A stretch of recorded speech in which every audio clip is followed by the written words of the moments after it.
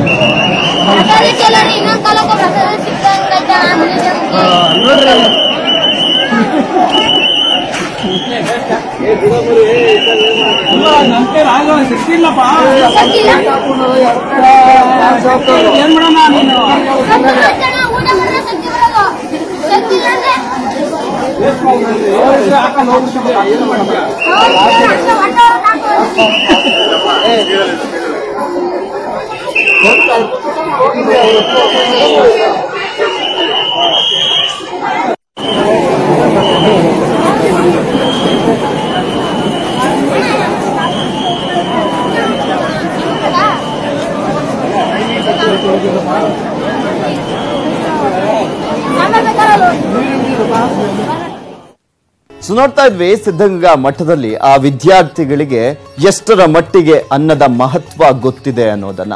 ಮಠದಲ್ಲಿ ಅನ್ನದ ಮಹತ್ವವನ್ನ ಸಾರಿದ್ದಾನೆ ಬಾಲಕ ಶಿವು. ಇನ್ನು ಜೊತೆ ಆ ಶಿವುನ ಜೊತೆ ನಮ್ಮ ಪ್ರತಿನಿಧಿ ವಿಠಲ್ ನಡೆಸಿರುವಂತಹ ಮಾತುಕತೆ ಇಲ್ಲಿದೆ, ನೋಡ್ಕೊಳ್ಳೋಣ.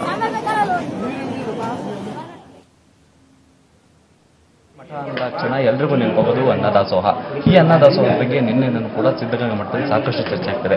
ಯಾಕಂದ್ರೆ ಒಬ್ಬ ಭಕ್ತರು ಶ್ರೀಮಠಕ್ಕೆ ಬಂದಂತ ವೇಳೆಯಲ್ಲಿ ಅರ್ಧಂಬರ್ಧ ತಿಂದು ಒಂದು ತಟ್ಟೆ ನೇಸಿಗೆ ಹೋಗ್ತಾರೆ. ಅಲ್ಲೊಬ್ಬ ವಿದ್ಯಾರ್ಥಿ ಅದು ತಪ್ಪು ಅಂತ ಹೇಳ್ತಾನೆ. ಬನ್ನಿ ಆ ವಿದ್ಯಾರ್ಥಿ ನಮ್ಮೊಂದಿಗಿದ್ದಾನೆ. ಆ ವಿದ್ಯಾರ್ಥಿ ಏನಕ್ಕಾಗಂತ ಹೇಳ್ತಾ ಕೇಳೋಣ. ಏನು ಹೆಸರು? ಶಿವು. ಏನಕ್ಕೆ ಆ ಥರ ನೀನು ಅನ್ನ ಇದು ಮಾಡ್ತೀವಿ ಸರ್? ಹಿಂದಿನ ಕಾಲದಲ್ಲಿ ಹಂಗ ನಿಮ್ಗೂ ಒಂದಿನ ಆಗಿರುತ್ತೆ ಅಲ್ವಾ ಸರ್? ನಿಮ್ಗೆ ಅನುಭವ ಗೊತ್ತಿರುತ್ತಲ್ಲ ಸರ್? ಓಕೆ. ಅಲ್ಲ, ಯಾರು ಆ ಥರ ಮಾಡ್ತಾ ಇದ್ದಿದ್ದು? ನಿಮ್ಗೆ ಏನಕ್ಕೆ ಆ ಥರ ಅನ್ನಿಸ್ತು ಸರ್? ಇವಾಗ ಬುದ್ಧರು ಬೇರೆ ಲಿಂಗೈಕ್ಯರಾಗಿದ್ದಾರೆ. ಆಗ ಅಷ್ಟೊಂದು ಅನ್ನ ಚೆಲ್ಲಿದ್ರೆ ಹೆಂಗೆ ಸರ್? ಆ ಥರ ಅನ್ನ ಅದು ಊಟ ಮಾಡಬೇಕಾದ್ರೆ ನೀನು ಏನು ಮಾಡ್ತಿದ್ದೆ ಅಲ್ಲಿ ಏನು ಮಾಡ್ತಿದ್ದೆ? ಸರ್ ಅನ್ನ ಊಟ ಮಾಡಿ ಅರ್ಧಂಬರ್ಧ ಊಟ ಮಾಡಿ ಚೆಲ್ತಿದ್ದೆ, ಅದಕ್ಕೆ ತಡೆಗಡೆ ಮಾಡ್ತಾ ಇದೆ ಸರ್. ಈಗ ಅಲ್ಲಿ ನೀನು ಏನು ಮಾಡ್ತಿದ್ದೆ? ಅಲ್ಲಿ ಊಟ ಬಡಿಸೋದವ, ನೀನು ಅಲ್ಲಿ ನಿಂತ್ಕೊಂಡು ಏನು ಮಾಡ್ತಿದ್ದೆ? ಅಲ್ಲಿ ಎಲ್ಲರಿಗೂ ಹೇಳ್ತಾ ಇದ್ದೆ ಎಲೆ ಅವರೆಲ್ಲ ಚೆಲ್ಬಿಟ್ಟಿದ್ದಾರೆ, ಅದು ತಿನ್ಸೋದು ಅಥವಾ ಕಸದ ಬಿಟ್ಟಿನೆಲ್ಲ ಎಲೆನೆಲ್ಲ ಡಸ್ಟ್ಬಿನ್ಗೆ ಹಾಕೋದು ಮಾಡ್ತಾ ಇದೆ ಸರ್. ನಿನ್ಗೆ ಈ ಥರ ಯಾರು ಹೇಳ್ಕೊಟ್ಟಿದ್ದು ಅನ್ನ ವೇಸ್ಟ್ ಮಾಡಬಾರ್ದು, ಅದು ಹಸಿವನ್ನ ನೀಗಿಸುತ್ತೆ ಅನ್ನೋದನ್ನ ನಿಮ್ಗೆ ಯಾರು ಹೇಳ್ಕೊಟ್ಟಿದ್ದು? ಸರ್ ಹಿಂದಿನ ನಮಗೆ ಹೋದ ವರ್ಷ ನಮ್ಮ ಸರ್ ಹೇಳ್ಕೊಟ್ಟಿದ್ದಾರೆ ಸರ್, ನಮ್ಮ ನಾಗರಾಜ್ ಸರ್. ಇಲ್ಲಿ ಬಂದಾಗ ಬುದ್ಧಿಯರು ಹೇಳ್ಕೊಟ್ಟಿದ್ರು ಸರ್ ನಮಗೆ. ನೀನು ಇನ್ನು ಬುದ್ಧಿಯವ್ರನ್ನ ನೋಡಿ ಈ ಅನ್ನದಾಸೋಹದ ಬಗ್ಗೆ ಏನೇನು ಕಲ್ತ್ಕೊಂಡೆ ನೀನು? ಸರ್ ನಾವು ಬುದ್ಧಿಯವ್ರು ನೋಡಿ ಸರ್, ಅನ್ನದಾಸೋಹ ಆ ಊಟವನ್ನು ಎಸೆಯಬಾರದು ಸರ್. ನಾವು ಅನ್ನವನ್ನು ಎಸೆಯಬಾರದು ಅಂತ ಜನ ಓದೋದು ಕಲ್ತ್ಕೊಂಡು ಸರ್. ಈಗ ಇದಕ್ಕೆ ಸಂಬಂಧಪಟ್ಟಂತೆ ಶ್ರೀಗಳು ಇದಕ್ಕೆ ನಿಮ್ಮ ಹತ್ರ ಯಾವತ್ತಾದರೂ ಈಗ ಈ ಥರ ಹೇಳಿದ್ರ ಅನ್ನ ಎಸೆದು ತಪ್ಪು, ಅದು ಹೊಟ್ಟೆ ಹಸುವನ್ನ ನೀಗಿಸುತ್ತೆ ಅನ್ನೋದ್ರ ಬಗ್ಗೆ ಯಾವಾಗಲೂ ಹೇಳಿದ್ರು? ಹೌದು ಸರ್, ಅದು ನೀವು ಅನ್ನ ಎಸೆದ್ರೆ ಒಂದು ತುಂತು ಅನ್ನ ಎಸೆದ್ರೆ 1000 ಮಂದಿ ಶ್ರಮ ಶಕ್ತಿ ಏನಿದ್ದಿದೆ ಅಂತ ಹೇಳ್ಕೊಟ್ಟಿರು ಸರ್. ಮತ್ತೆ ಇನ್ನೇನು ಕಲ್ತಿದ್ಯಾ ಶ್ರೀಗಳ ಕಡೆಯಿಂದ? ಇನ್ನೇನು ಕಲ್ತ್ಕೊಂಡಿದ್ಯಾ ನೀನು? ಸರ್ ಶ್ರೀಗಳ ಕಡೆಯಿಂದ ಓದೋದು ಬರೆಯೋದು ಚೆನ್ನಾಗಿರೋದು ಶಿಸ್ತಿರೋದು ಅಂತ ಕಲ್ತ್ಕೊಂಡಿದ್ದೀವಿ ಸರ್. ಎಷ್ಟನೇ ಕ್ಲಾಸ್ ಓದ್ತಿದ್ಯಾ? ಯಾವ ಊರು ನೀನು? 8th standard. ಈ ಭಾಗ ಚಾಮರಾಜನಗರ ಜಿಲ್ಲೆ. ಏನಕ್ಕೆ ಈ ಮಟ್ಟಕ್ಕೆ ಯಾಕೆ ಬಂದು ನೀನು ಸೇರ್ಕೊಂಡೆ? ಸರ್ ನಾವು ಈ ಮಠ ಸರ್ ಆವಾಗಲೂ ಸುತ್ತೂರು ಮಠನೂ ಇದೆ ಸರ್ ನಮ್ಮಲ್ಲಿ. ಅಂದ್ರೆ ಶಿವಕುಮಾರ ಸ್ವಾಮೀಜಿಗಳು ಫಸ್ಟ್ ನೋಡಿದ್ದೆ ನಾನು 5ನೇ ಕ್ಲಾಸ್ 6ನೇ ಕ್ಲಾಸ್ ಸುತ್ತೂರ್ಗೆ ಒಂದ್ಸತಿ ಬಂದಿರೋ ಸರ್, ಅವಾಗ ನೋಡಿದೆ. ಅದಕ್ಕೆ ಇಲ್ಲಿ ತುಂಬ ಅನುಕೂಲ ಇದೆ ಅಂದ್ಬಿಟ್ಟು ಬಂದು ಸೇರ್ಕೊಂಡೆ ಸರ್. ಈಗ ಈ ಅನ್ನ ಅಂದರೆ ಈ ಅರ್ಧಕ್ಕೆ ಅನ್ನ ಊಟ ಮಾಡಿ ನಿನ್ನೆ ಹೆಸರು ಆಯ್ತಾ, ಅದು ನೋಡಿ ನಿಮ್ಗೆ ಆ ಕ್ಷಣದಲ್ಲಿ ಏನು ಅನ್ನಿಸ್ತು? ಸರ್ ತುಂಬ ಕೋಪ ಬಂತು ಸರ್. ಇದು ವಿದ್ಯಾರ್ಥಿ ಶಿವು ಹೇಳ್ತಕ್ಕಂಥ ಮಾತು. ಏನು ಪ್ರತಿಯೊಂದನ್ನು ಕೂಡ ನಮಗೆ ಶಿವಕುಮಾರ ಸ್ವಾಮೀಜಿ ಹೇಳ್ಕೊಟ್ಟಿದ್ದಾರೆ, ಹಂಗಾಗಿ ನಾವು ಅನ್ನದ ಮಹತ್ವ ತಿಳಿದಿದ್ದೀವಿ ಅಂತ ಹೇಳ್ತಾ ಇದ್ದಾರೆ. ಚಿರಂಜೀವಿ ಜೊತೆ ವಿಠಲ್, ನ್ಯೂಸ್ 18 ಕನ್ನಡ, ತುಮಕೂರು.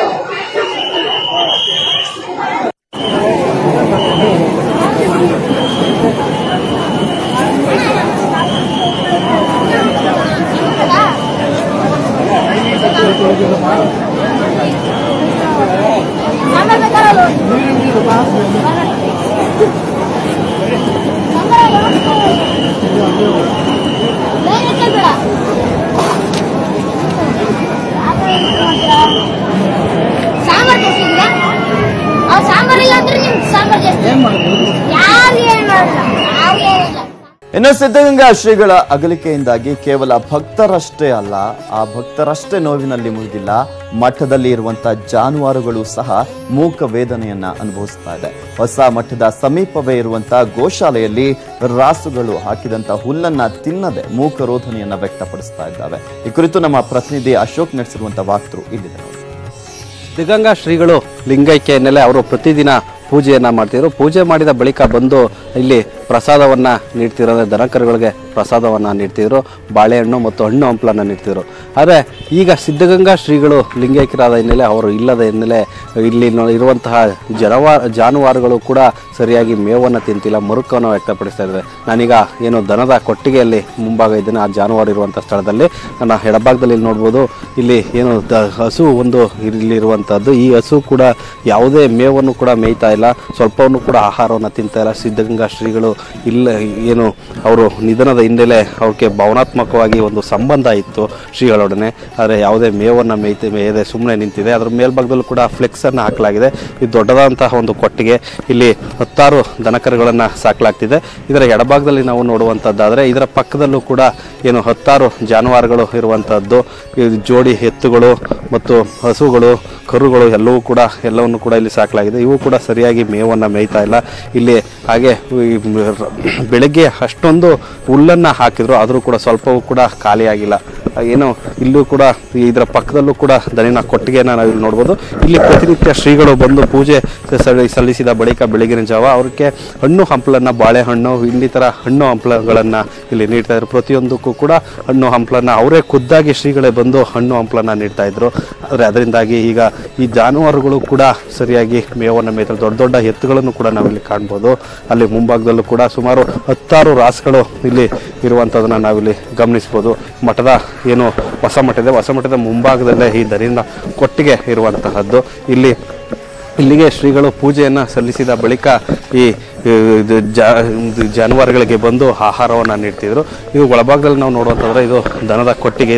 ಇಲ್ಲಿ ಈ ಜಾನುವಾರುಗಳನ್ನು ಎಲ್ಲವನ್ನು ಕೂಡ ಇಲ್ಲಿ ಕಟ್ಟಾಕಲಾಗುತ್ತೆ. ಸಾಲಕ್ಕೆ ಉದ್ದಕ್ಕೂ ಕೂಡ ಒಂದು ದೊಡ್ಡದಾದಂಥ ಕೊಟ್ಟಿಗೆಯನ್ನು ಮಾಡಿ ಇಲ್ಲಿ ಕಟ್ಟಾಕಲಾಗುತ್ತೆ. ನಾವು ಇಲ್ಲಿ ನೋಡುವಂಥದ್ದಾದರೆ ಇಲ್ಲಿ ಹುಲ್ಲು ಅದೇ ಯಾವಾಗ ಹುಲ್ಲು ಹಾಕಿದ್ರು, ಬೆಳಗಿನ ಜಾವಿಂದಲೂ ಕೂಡ ಹುಲ್ಲಾಕಿ, ರಾತ್ರಿನೂ ಹಾಕಿದ್ರು ಮತ್ತು ಬೆಳಗ್ಗೆನೂ ಕೂಡ ಹುಲ್ಲು ಹಾಕಿದ್ರು. ಆ ಹುಲ್ಲು ಹಾಗೇ ಇದೆ. ಹುಲ್ಲನ್ನೇ ಕೂಡ ತಿಂದಿಲ್ಲ ಇವು ದನಕರುಗಳು. ಅವನ್ನ ನಾವು ನೋಡುವಂಥದ್ದಾದರೆ ಕಣ್ಣುಗಳು ಕೂಡ ಒಂದು ರೀತಿ ಕಣ್ಣೀರನ್ನ ಹಾಕ್ತಾ ಒಂದು ರೀತಿ ಮೊರಕವನ್ನು ವ್ಯಕ್ತಪಡಿಸ್ತಾ ಇದ್ದಾರೆ ಶ್ರೀಗಳು ಇಲ್ಲ ಅನ್ನುವಂಥದ್ದು. ಅಂದರೆ ಪ್ರಮುಖವಾಗಿ ಮನುಷ್ಯರಿಗಿಂತ ಏನು ಪ್ರಾಣಿಗಳಿಗೆ ಮುಖ್ಯವಾಗಿ ಯಾವ ಭಾವನಾತ್ಮಕ ಸಂಬಂಧ ಇರೋದ್ರಿಂದ ಅವಕ್ಕೆ ಗೊತ್ತಾಗುತ್ತೆ ಅನ್ನುವಂಥ ಮಾತುಗಳು ಕೇಳಿಬರ್ತದೆ. ಅದರಿಂದಾಗಿ ಇವು ಕೂಡ ಏನು ಇವು ದನಕರುಗಳು ಶ್ರೀಗಳು ಅಗಲಿದ ಹಿನ್ನೆಲೆ, ಅವರು ಲಿಂಗೈಕ್ಯರಾದ ಹಿನ್ನೆಲೆ ಜಾನುವಾರುಗಳಿಗೆ ಪ್ರತಿನಿತ್ಯ ಆಹಾರವನ್ನು ಸೇವಿಸಿದ್ರು. ಆದರೆ ಕಳೆದ 1 ವಾರದಿಂದ ಅವರು ಆಸ್ಪತ್ರೆಯಲ್ಲಿದ್ದರು. ಸುಮಾರು 16 ದಿನಗಳಿಂದ ಹಿಂದೆ ಆಸ್ಪತ್ರೆಯಿದ್ದು ಮತ್ತು ಚೆನ್ನೈಗೆ ಹೋಗಿದ್ರು. ಅದಾದ ಬಳಿಕ ಅವರಿಗೆ ಈ ಜಾನುವಾರುಗಳಿಗೆ ಆಹಾರವನ್ನು ನೀಡಿಲ್ಲ. ಅಂದರೆ ಹಣ್ಣು ಹಂಪಲನ್ನು ನೀಡ್ತಿದ್ರು. ಹಣ್ಣು ಹಂಪಲನ್ನು ನೀಡಿದ ಕಾರಣ ಅವಕ್ಕೆ ಏನು ತನಗೆ ತಾನಾಗೆ ಆ ಜಾನುವಾರುಗಳು ಮೊರಕವನ್ನು ವ್ಯಕ್ತಪಡಿಸ್ತಾ ಇದ್ದಾವೆ. ಅಂದರೆ ಶ್ರೀಗಳು ಅಗಲಿದಂತಹ ಹಿನ್ನೆಲೆ, ಲಿಂಗೈಕ್ಯರಾದಂತಹ ಹಿನ್ನೆಲೆ ಜಾನುವಾರುಗಳು ಕೂಡ ಸರಿಯಾಗಿ ಮೇವನ್ನು ಮೇಯ್ತಾರೆ, ಆಹಾರವನ್ನು ತಿಂತಾ ಇಲ್ಲ. ಕ್ಯಾಮ್ರಾ ಪರ್ಸನ್ ಚಿರಂಜೀವಿ ಜೊತೆ ಅಶೋಕ್, ನ್ಯೂಸ್ 18 ಕನ್ನಡ, ತುಮಕೂರು.